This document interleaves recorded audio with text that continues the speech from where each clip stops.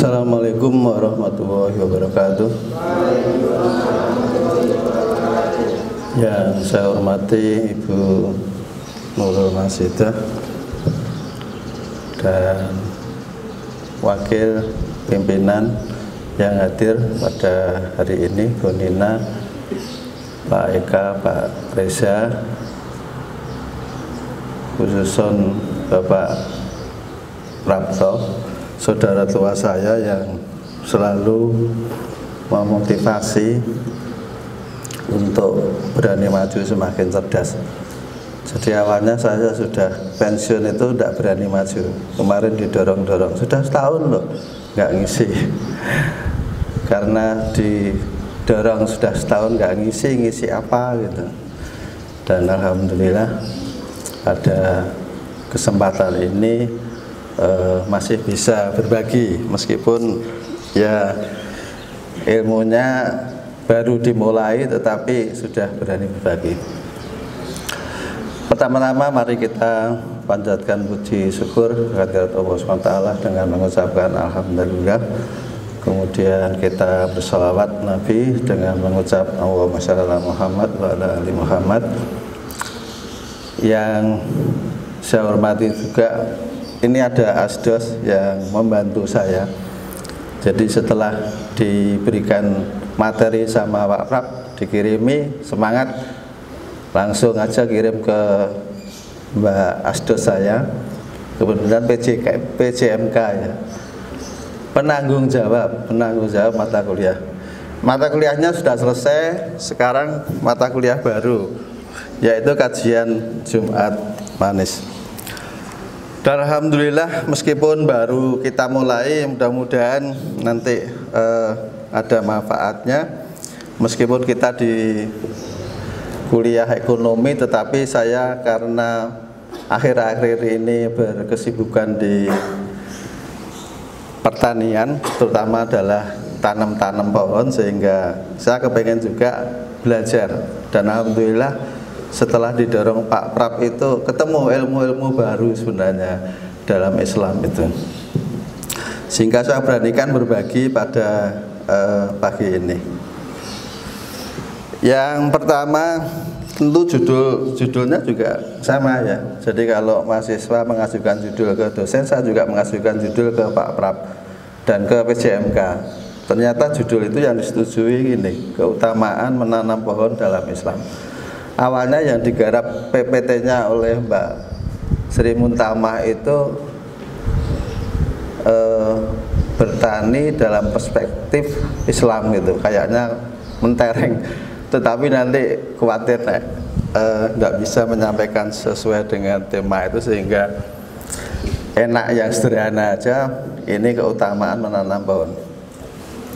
Oke, dimulai dari kenapa menanam pohon.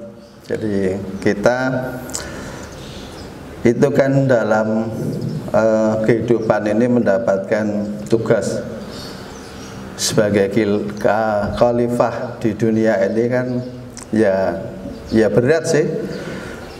Lah itu tugas yang pertama kali ditawarkan kepada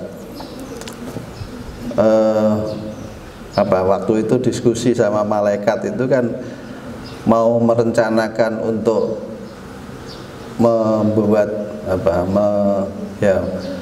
menciptakan manusia di dunia itu.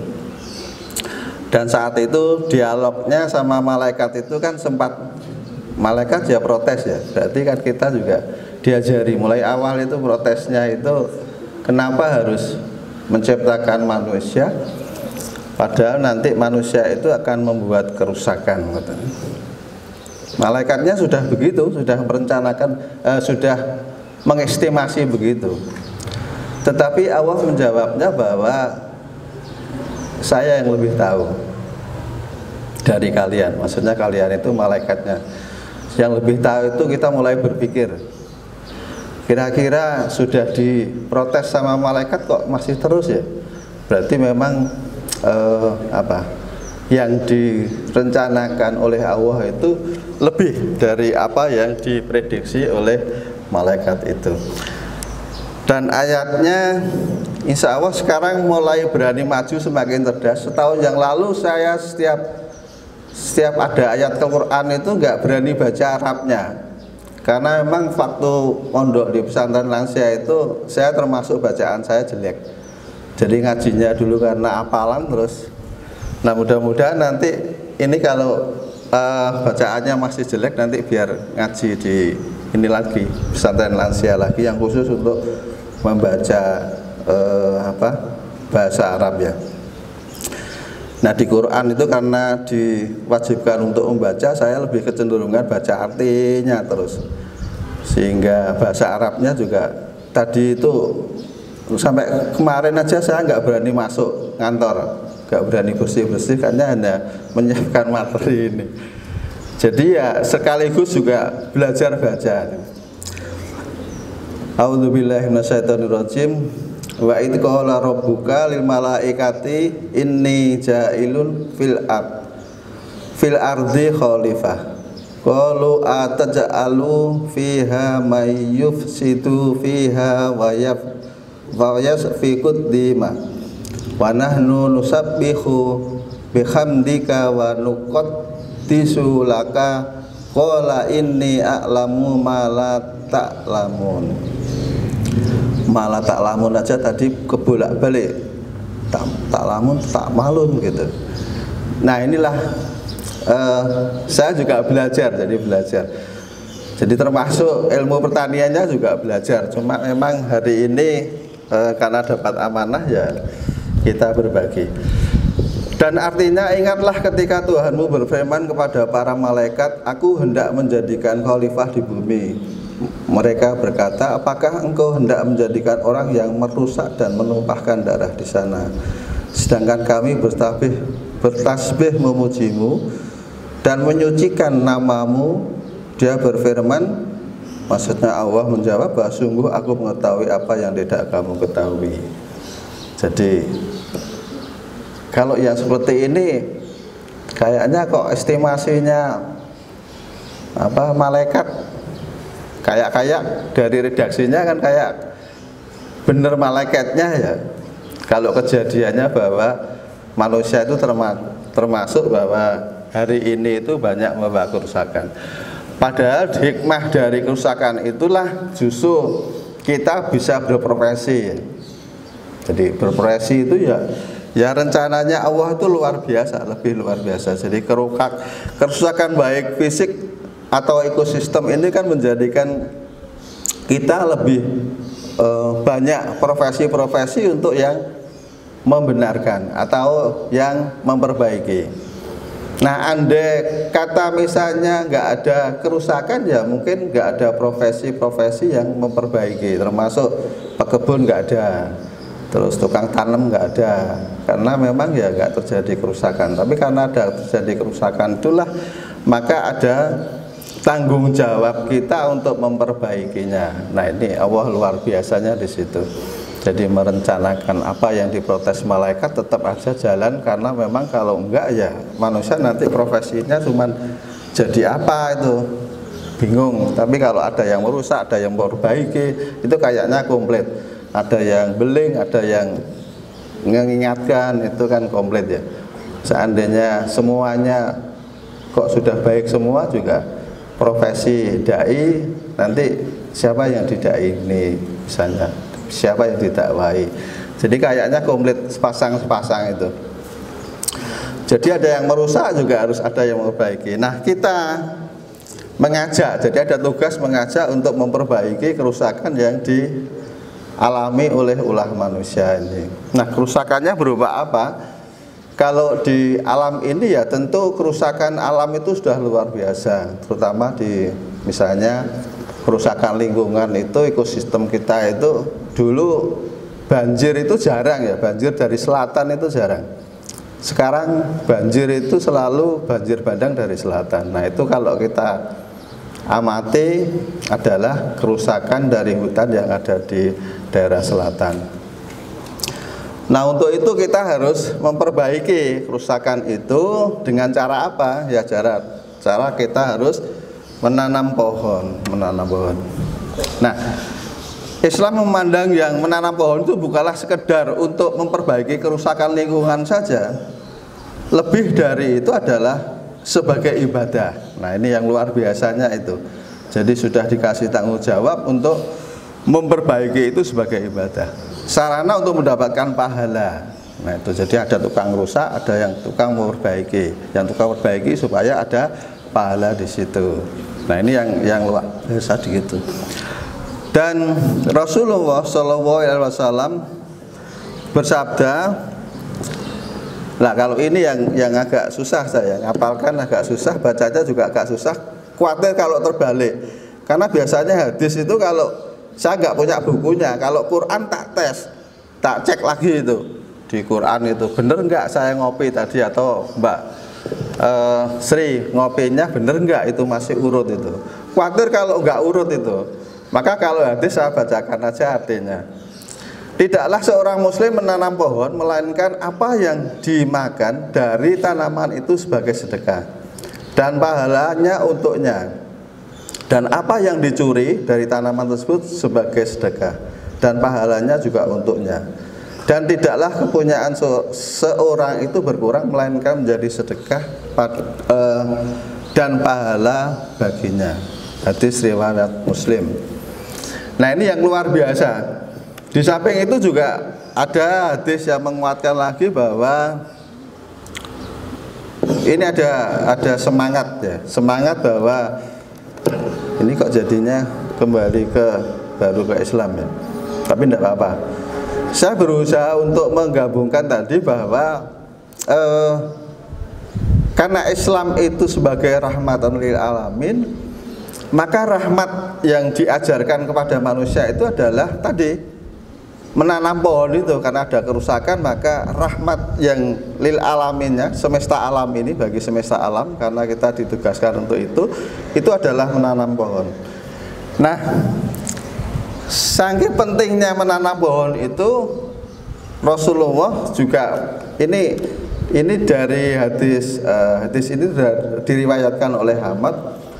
Jika tiba hari kiamat, sedang pada tangan dari kalian itu ada bibit pohon kurma, maka tanamlah.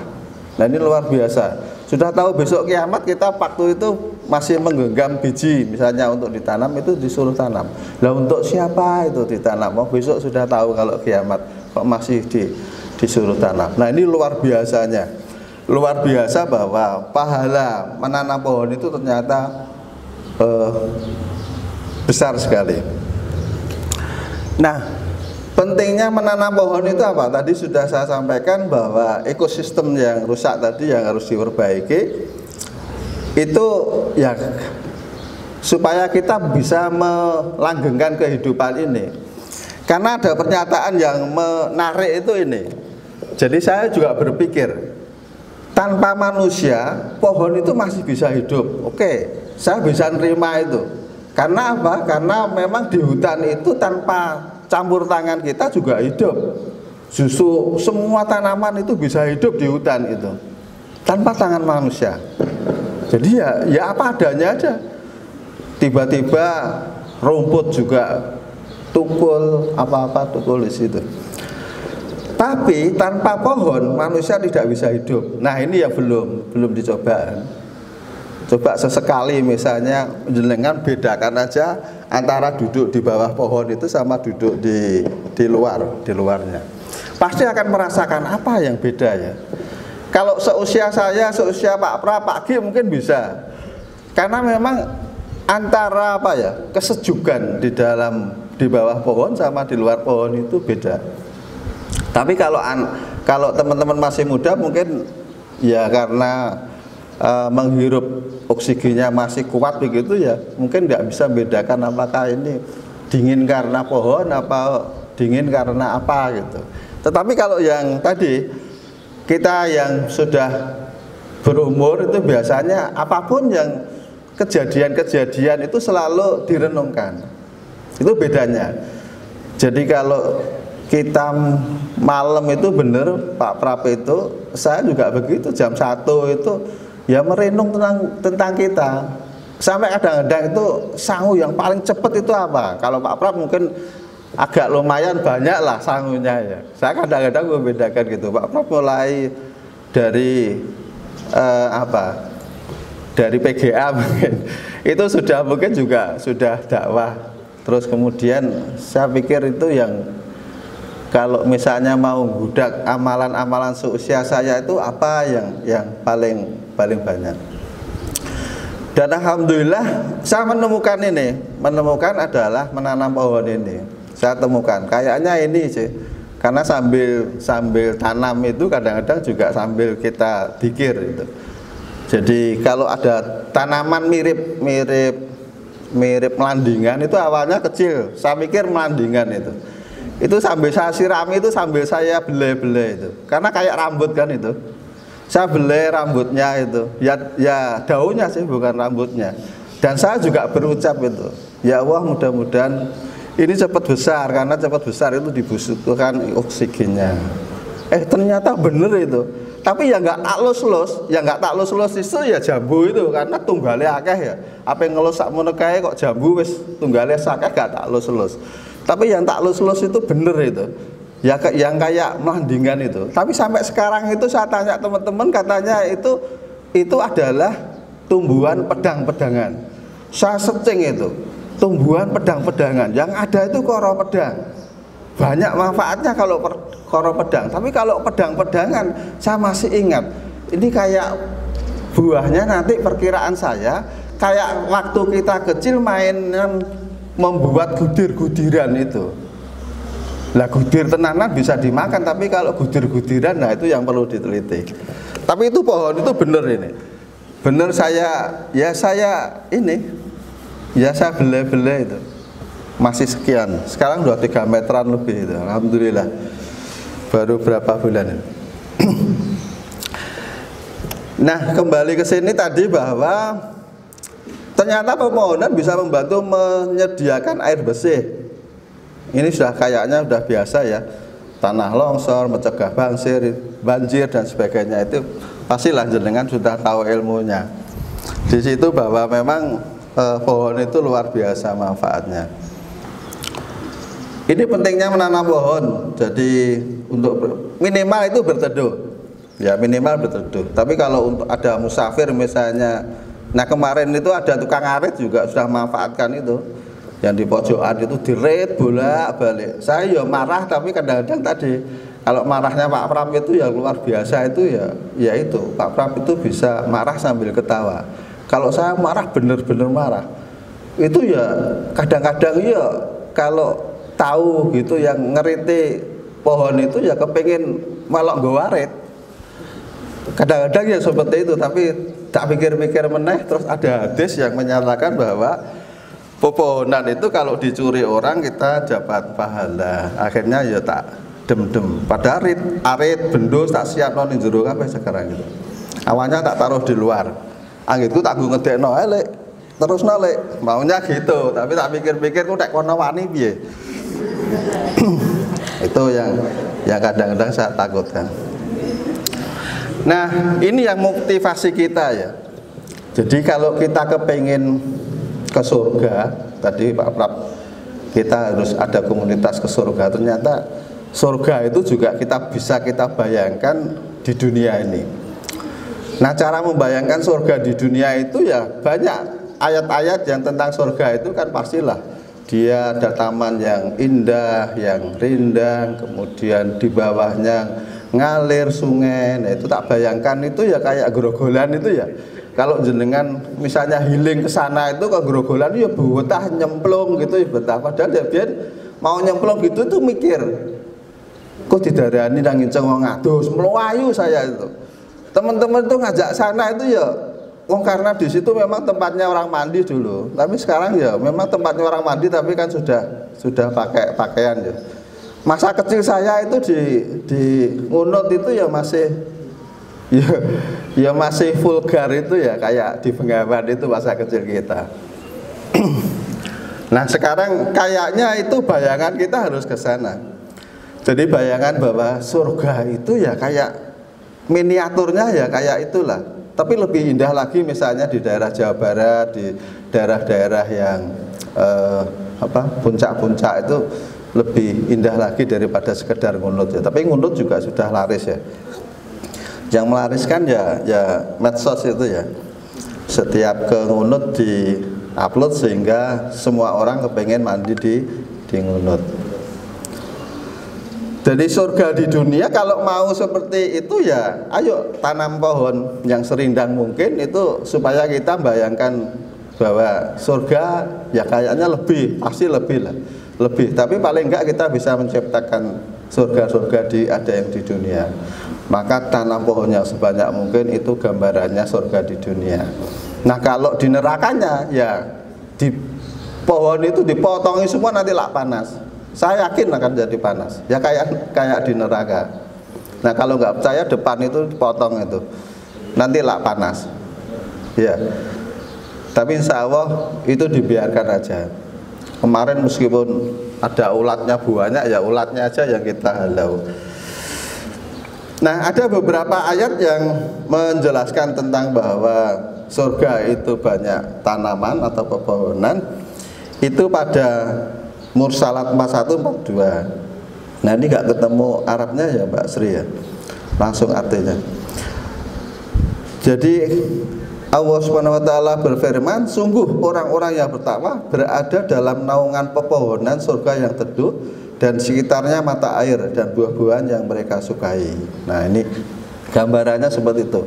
Nah saya mulai kalau merenung itu seperti itu. Kadang-kadang bayangkan malam aja kita setel itu ya musik yang sekiranya ada air gemericik gitu, bayangkan di bawah pohon gitu. Sering makan siang juga begitu. Jadi pernah kita makan siang itu kok enak suasananya, ada air yang mengalir. Kadang-kadang ya tak setel itu musiknya air yang mengalir itu, gemericik itu. Saya bayangkan ya ada di bawah pohon yang rindang gitu, padahal di bawah AC. Tapi musiknya aja yang kita setel gemericiknya air itu. Kemudian ada dua ayat itu tentang gambaran bahwa surga itu, nah ini yang ada kaitannya nanti.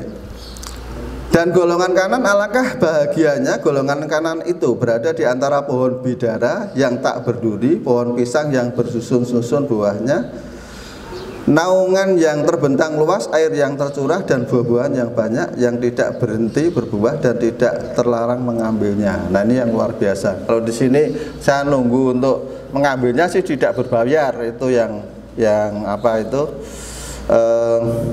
pohon yang bersusun-susun itu pisang itu. Tetapi kita lama menunggunya itu. Jadi ulin itu periodisasinya ya 3 bulan sekali lah. Dari induknya berbuah, kemudian anaknya berbuah itu 3 bulan sekali baru ada free. Kemarin ada agak penyakit, ada siang panas luar biasa itu tidak bersusun-susunnya tidak banyak. Nah ternyata kita sudah mulai lah. Dalam Al-Quran itu ada pisang, nah, kita sudah mulai ada pisang. Nanti ada beberapa pohon yang memang kita perlu tanam di kampus ini.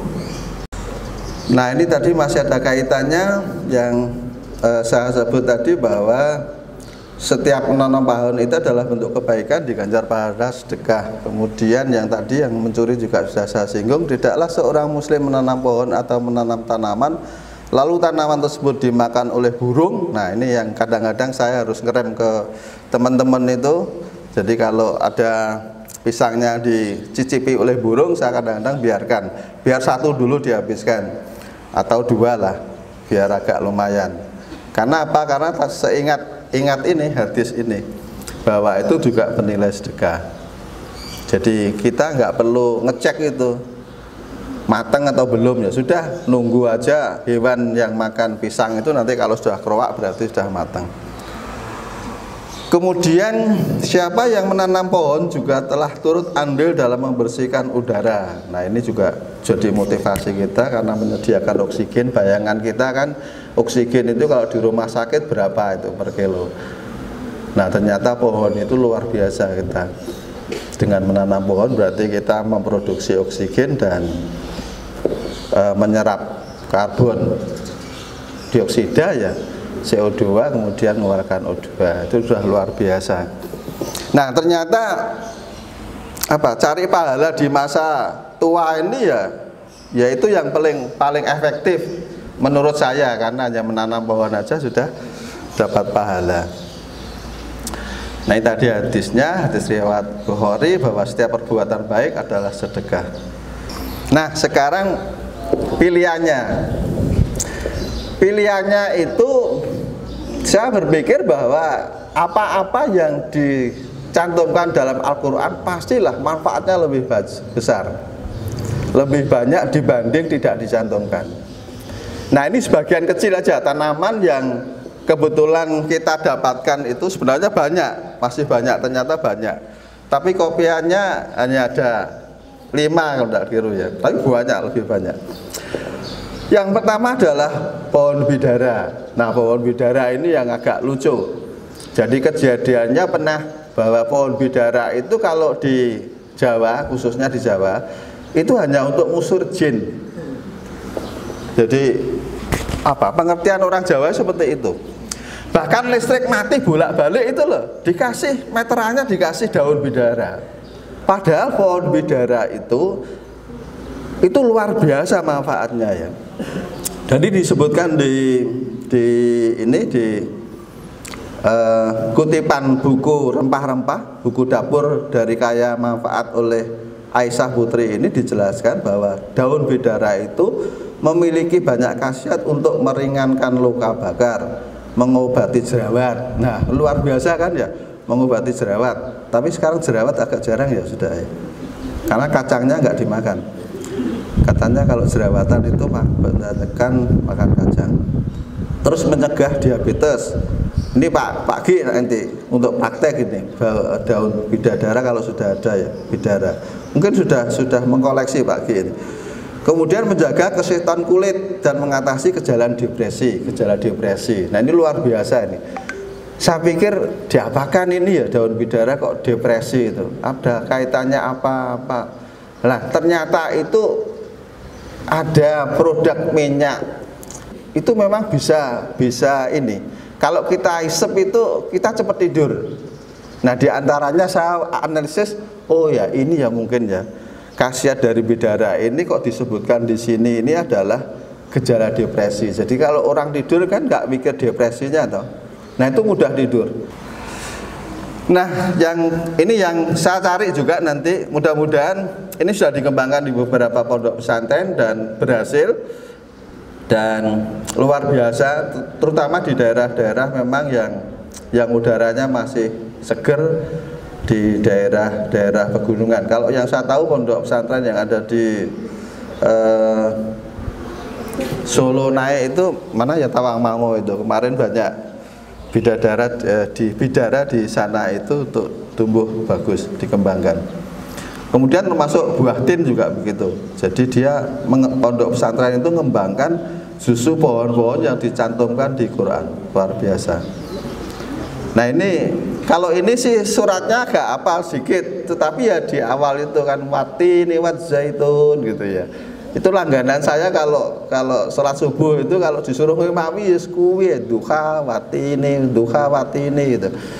Ya sampai kadang-kadang makmumnya mungkin dia sapal, kok lak duha meneh, kok lak watini meneh gitu. Ya karena memang ya apalnya sih yang terbanyak itu ya, kayaknya nggak usah perlu mikir itu sudah. Saya kadang-kadang ya heran, mau kok kayak muni dhewe gitu, padahal ya karena mungkin saking seringnya itu. Padahal imam yang baik itu ya ganti-ganti surat supaya konsentrasinya bagus gitu. Kalau ada sekedar apa langganannya yang dibaca, nglunyur hidup-hidup bar gitu ya. Itu yang ketua buah tin. Jadi nanti kampus kita itu mau diadakan itu. Nanti kalau mahasiswa baru Bu Nina, tolong buahnya ditentukan Bu Nina ya. Buah tin dan buah daun bidara tadi kayaknya murah itu. Tidak terlalu mahal ya. Tapi ada manfaatnya itu loh. Nggak seperti kemarin pohonnya dipotong terus dincepno nang nggone tanah itu ya. Tuh, mulai mahasiswa baru kok wis pinter gitu loh. Pinter bujui. Jadi nanti kalau buah tin ini ya nggak mahal amat sih, tapi saya pengen juga punya nanti di kampus. Terus yang berikutnya adalah buah zaitun. Nah ini yang masih agak jarang ya. Tapi mudah-mudahan nanti di Indonesia juga dikembangkan, karena memang kurma aja juga dikembangkan. Nah ini buah zaitun. Ini ini ya kurma sudah biasa dengan tiap ini. Nah cuman gerakan kurma ini yang saya berharap bisa dilakukan juga di kampus kita adalah setiap Ramadan kita harus kurmanya itu bijinya nggak dibuang. Jadi bijinya nggak dibuang, nanti ditaruh di botol aqua atau di gelas aqua, nanti bisa dibudidayakan kurma itu. Karena kurma di Indonesia juga ternyata sudah bisa berbuah. Cuman kurma itu kan tanaman jangka panjang ya. Jadi dia bisa berbuah itu 10 tahun, setelah 10 tahun normalnya begitu. Kemudian tapi usianya 100 tahun. Jadi manfaatnya 90 tahun. Dan kurma itu ternyata memang untuk menyimpan air itu luar biasa. Jadi lebih banyak dari pohonan yang lain. Nah ini alhamdulillah dapat tugas ini, akhirnya belajar tentang tanaman di Quran itu, akhirnya tahu oh ternyata kurma itu lebih banyak menyimpan air daripada pohon yang lain. Nah secara teknis nanti belajar lagi ilmu pertanian. Nah delima ini juga gitu. Delima itu orang Jawa ditanam di depan rumah itu ya katanya untuk mengusir santet aja. Jadi kalau rumah kepengen tidak disantet ya depan rumahnya harus delima. Nah akhirnya ya orang yang percaya itu aja yang nandur delima, yang takut kalau disantet akhirnya rumahnya ditanduri delima di depannya. Padahal delima itu ya manfaatnya ya luar biasa. Disebut beberapa kali ya, pohon ini disebut beberapa kali, pastilah karena disebut beberapa kali itu manfaatnya juga besar sekali. Ini nanti bisa dibaca di ini, saya ambil dari artikel Detik Hikmah itu, 5 tanaman disebut dalam Al-Quran. Padahal lebih banyak dari itu, termasuk sayur-sayuran apa itu lebih banyak. Nah ini kenapa manfaat delima ini saya agak saya kompliti, karena memang tadi kepercayaannya orang-orang bahwa delima itu paling manfaat yang banyak digunakan ya saat ini ya bacai orang hamil itu ya, itu delima rujaan itu, dan itu pun juga nggak boleh dibeli. Jadi kalau orang ada punya delima itu nggak boleh beli. Nah itu kok bisa nggak boleh beli, wong pohonnya aja kita tanam juga beli kok sudah ada delimanya nggak usah beli. Jadi itu luar biasanya, mungkin ya diajari untuk sedekah itu. Karena memang pohon itu kalau kita sudah berbuah ya sebagian disedekahkan, tapi nggak berarti delima tidak boleh diperjualbelikan, harus diperjualbelikan. Nah ini delima saya bacakan agak cepat aja, meringankan nyeri persendian. Nah ini untuk bapak-bapak sudah mulai, ini saya sudah mulai, sendi saya juga sudah mulai harus geser. Terus menurunkan tekanan darah, meningkatkan kekebalan tubuh. Ini mungkin nanti bisa Pak G yang mempraktekannya, kita yang tanam Pak G, nanti jenengan yang memproduksi, terus kita kerjasama nanti. Yang masarkan mahasiswa Pak G. Terus melawan infeksi virus, menahan lapar. Ya kalau dimakan banyak ya mesti laparnya ditahan ya, karena memang zat gizinya luar biasa delima itu. Tapi kalau kita makan kan cuma sekedar kalau ada orang bancaan rujaan itu ya. Nggak pernah, siapa yang ngejus? Pernah ngejus delima? Oh sudah, oh ya Pak G pakarnya jadi ngejus delima. Dan itu Pak G, apa benar menahan lapar Pak G ya? Minumnya segelas terus makan sehari cukup gitu. Kalau itu kayaknya nanti bisa buat bubur, buat macam-macam dari delima ya. Dan itu mungkin bisa buat juga untuk praktek teman-teman di kewirausahaan. Nah maksud saya nanti kedepannya mungkin mahasiswa kita kalau praktek ya buah-buah yang dalam Al-Quran ini yang harus dikembang biakan, diproduksi yang model-model makanan yang kira-kira sekarang lagi ngetren itu ya. Dan banyak sekali mungkin bisa dibaca sendiri ini untuk nanti tadi pisang. Terus kemudian ini juga saya tulis pisang itu untuk apa, karena memang kita sering makan pisang tetapi nggak tahu manfaatnya, biar semangat untuk pisang. Kalau dulu pisang itu kan hanya isu-isu kok mangan gedang, apa ngoceh neng di katanya. Nah kita dianggap kayak burung aja, apa ngoceh neng kelas ya bang gedang sih. Sebenarnya kan bukan untuk itu. Banyak, jadi memperlancar metabolisme, membantu mengatasi hipertensi dan sebagainya. Tapi ini perlu diteliti. Tapi dari kandungannya memang AC dan B6 ini mungkin sudah benar, tapi perlu dicek kembali. Kemudian sekarang solusinya, tadi kan manfaatnya luar biasa. Solusi bagi yang tidak punya lahan itu ya, yang namanya menanam pohon itu ya bisa di polybag ya, bisa di pot. Pot itu kalau nggak kuat beli ya bisa di tempat-tempat bekas, misalnya dari botol-botol aqua dan sebagainya. Ini anak-anak SD sudah mempraktekkan ya. Kita juga pernah dipraktekkan tapi nggak dirawat.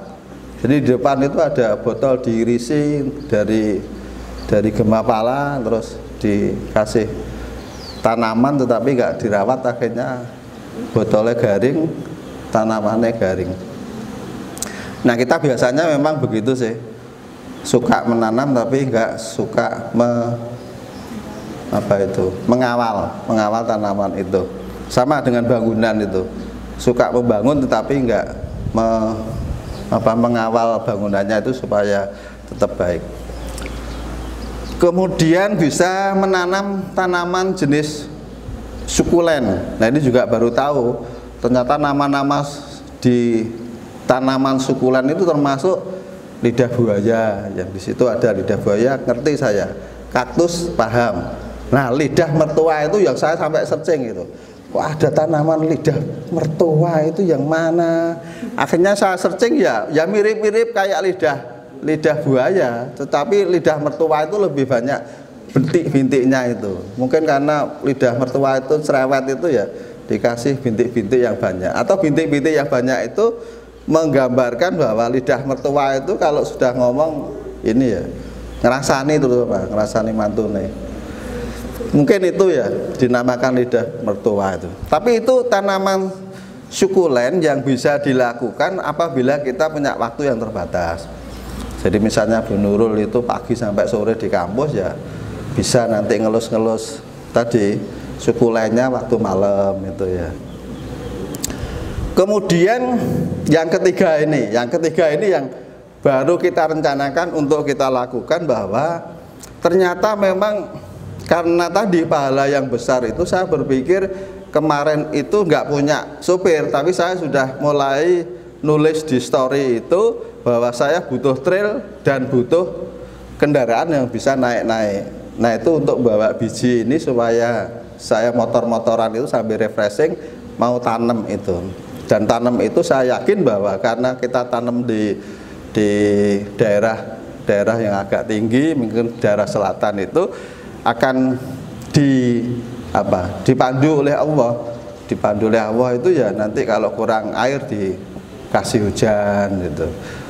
Karena apa? Karena ya itu, karena kalau kita menanam, apalagi menanam yang terus terang aja dikasih pahala, kalau yang tidak tidak terus terang kan lebih banyak ya. Jadi ada semacam apa itu, amalan unggulan yang tidak diketahui gitu. Tapi kalau disiarkan ini berarti diketahui ya. Jadi mobil itu kemarin juga begitu. Kayaknya mobil ini sudah waktunya untuk ngelencer di daerah-daerah yang tandus untuk membawa biji dan kita tanam di sana. Kemudian yang keempat, nah ini yang keempat ini meskipun baru sebuah gagasan, tetapi saya kepengen diapresiasi oleh Ibu pimpinan ya, dan tidak hanya dijawab bahwa idenya bagus tapi sulit dilakukan. Karena saya yakin ini bisa dilakukan, praktek kewirausahaan sosial. Nah caranya seperti apa? Saya berpikir gini, sudah apa adanya aja sekarang. Pak Eka kemarin sudah mulai mau bikin tambak dari terpal. Oke. Itu supaya jadi kewirausahaan sosial itu seperti apa ya? Sebagian nanti hasil dari itu ya disosialkan. Itu aja sebenarnya kan, kewirausahaan sosial itu pokoknya bagian dari, dan itu namanya aja dikerenkan. Sebenarnya ya bagian dari sebuah usaha itu harus dibagi. Nah, pasarnya siapa? Saya berpikir pasar kita aja cukup kok sebenarnya. Kemarin saya sudah berpikir, ini kalau kangkung ini nanti sudah gede ya ada cah kangkung, siapa yang masak? Oh, berarti kita harus ada chefnya. Terus gimana caranya supaya laku? Ya sudah, nanti cah kangkungnya itu di tempat yang agak lumayan bagus, itu diedarkan ke bapak-bapak dosen dan karyawannya. Terus kemudian nanti yang bawa ke sana itu bawa umplung untuk masjid itu. Saya pikir ya apakah itu kegiatan kewirausahaan sosial ya masuk juga, siapa yang bersipati untuk cah kangkungnya bisa untuk ngisi umplungnya itu. Tapi kalau diedarkan, tapi kalau umplungnya ditaruh situ, Pak Zen itu bisa mengevaluasi berapa masuknya umplung dikasih di situ. Ada jamaah banyak, itu juga belum dievaluasi apakah ada efek apa enggak. Kemudian bagi yang sudah punya lahan, ya punya lahan itu banyak yang tidur sekarang lahan itu. Jadi saya amati beberapa tempat itu orang desa sampai lupa nih, kampus ini di desa Ngampel. Orang desa Ngampel itu termasuk sudah bagus itu ya. Jadi kalau ada lahan tidur itu dimanfaatkan. Kemarin jalan yang ini sebelum kita beli itu dimanfaatkan masyarakat itu. Langsung ditanduri pisang, tanduri pohon, tanduri macam-macam itu. Karena ya kalau diminta ya dia konsekuensinya ya langsung dikasihkan aja. Itu memanfaatkan lahan tidur, termasuk yang ikan itu juga gitu, memanfaatkan lahan tidur. Nah itu kayaknya kita kepengen seperti itu. Jadi nanti kita bisa ini. Bagi yang sudah punya lahan, nah yang sudah punya lahan itu karena tanah kita itu disinyalir menurut data itu memang sudah terjadi kerusakan yang luar biasa. Lah luar biasanya itu bapak-bapak kita, para petani itu nggak ngatur pola tanamnya. Jadi karena kepengen dang sugih, kepengen dang punya mobil, kepengen yang punya rumah banyak, maka kalau padi terus padi sampai 3 kali. Pokoknya sepenting airnya, karena sifat tanahnya untuk sawah itu harus berair, maka airnya yang diusahakan. Wis mbah air kali, air gawan ditumpahkan semua, tapi nggak diatur. Padahal siklus dari pola tanam itulah yang menjadikan tanah itu jadi sehat. Tapi kalau diporsir ya nggak sehat. Nah apa yang terjadi? Pupuknya semakin mahal karena kebutuhannya pupuk semakin besar. Yang untung siapa? Pabrikan. Pabrikan yang punya siapa? Nah itu kembali, yang punya pasti yang punya modal banyak lah. Yang punya modal banyak siapa? Ya terus dianalisis gitu ya. Dan itu termasuk pembodohan pada kita. Padahal kita kalau mau bertani organik ya apapun kita manfaatkan. Misalnya saya manfaatkan kotoran itu, dan kotoran itu alhamdulillah mahasiswa kita masih mau bawa kotoran sapi tiap pagi itu satu sak itu. Jadi itu masih ada 2 sak yang belum tak tebar itu mahasiswi ya. Padahal kalau pikiran saya mahasiswi yang seperti ini ya luar biasa. Oke, saya lanjutkan kembali ke tanah kering yang tandus tadi. Ada beberapa metode pendekatan yang di sini saya mengambil metode pendekatan mekanik. Nah, pendekatan mekanik inilah kaitannya dengan Al-Imran 190. Nah, kalau ini kayaknya agak berani baca ayatnya karena saya pernah menjalani beberapa kayak tugas itu ya, tugas bahwa kalau kamu habis surat Al harus baca surat Al-Imran di belakang di ayat-ayat terakhir ya. Nah ini inna fi khalqis samawati wal ardi wa ikhtilafil laili wan nahari la ayatil lil albab. Kok lancar toh ya. Karena kebiasa sudah pernah baca itu. Nah ternyata kalau sering baca-baca itu ya pernah lancar. Tadi yang awal-awal agak kagok karena jarang baca. Kalau yang ini agak sering ya. Karena di belakang itu untuk mengingatkan kita bahwa sesungguhnya dalam penciptaan langit dan bumi itu dan pergantian siang dan malam itu terdapat tanda-tanda kebesaran Allah.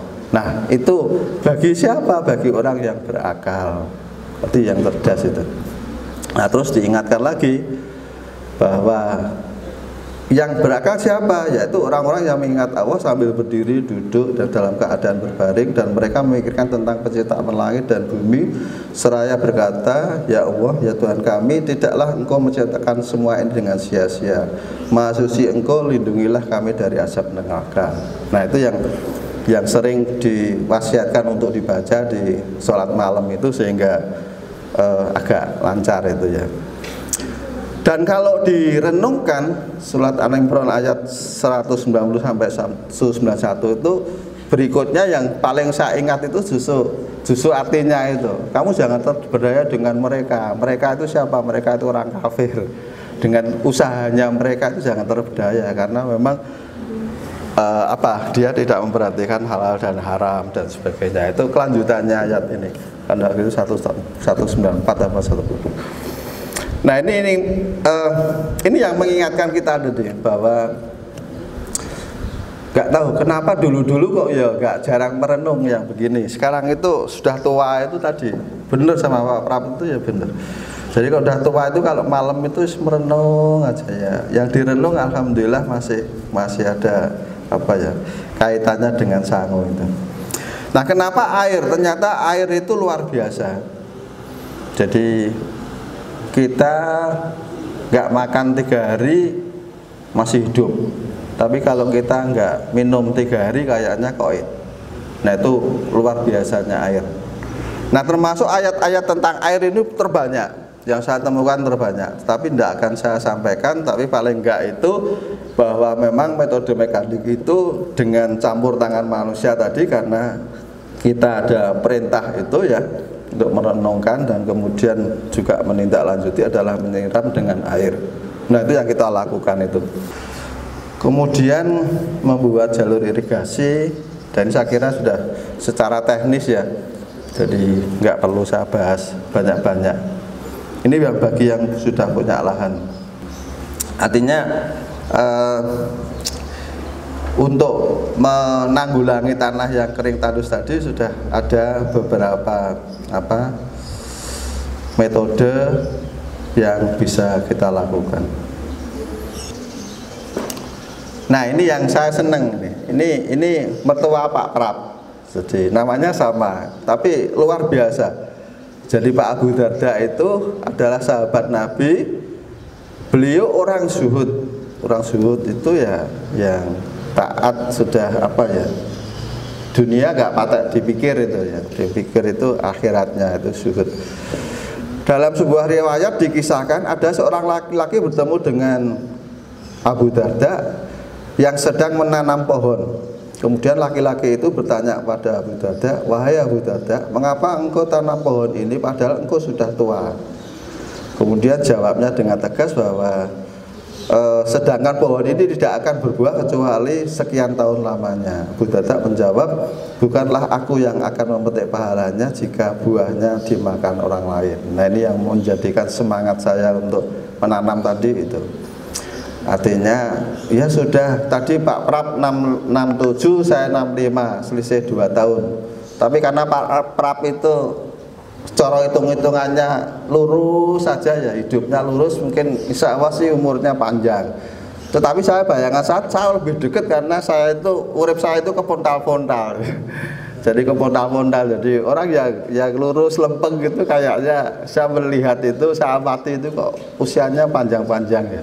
Tapi cuma sekakan pola itu kok cedek-cedek itu. Kadang-kadang saya mikirnya, ya Allah, 65 Pak Prap 67 gitu.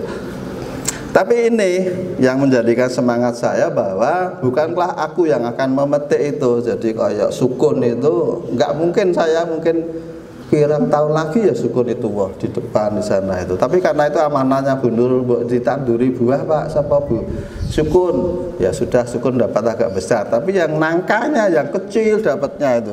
Nah, itu mungkin nanti ya berapa puluh tahun lagi itu baru buah ya, nangka itu. karena terlalu kecil itu. Tapi tadi bukanlah aku yang akan memetik pahalanya jika buahnya dimakan orang lain.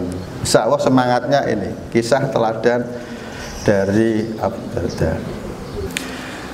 Saya kira itu apa yang bisa saya sampaikan. Namanya kita baru praktek sedikit ya, ceritanya juga baru sedikit, tapi mudah-mudahan yang sedikit ini ada manfaatnya. Kalau benar sih jelas yang benar itu dari Allah. Kalau salah pasti yang punya pengalaman sedikit sudah berani nularkan ini yang banyak salahnya. Terima kasih Pak Prab yang sudah memberikan kesempatan. Ya kalau setahun sekali begini Pak ya.